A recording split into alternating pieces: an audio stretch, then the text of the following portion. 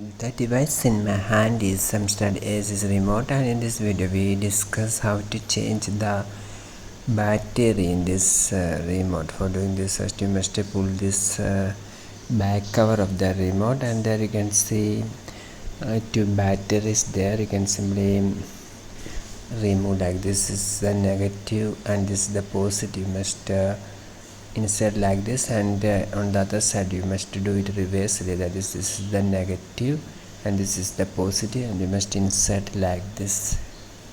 After that you can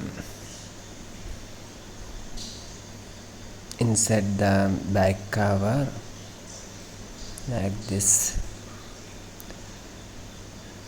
So this is the method of changing the battery in this remote. Of this video. See, for more videos like this, you can subscribe and stay with Engineers Online. Thank you.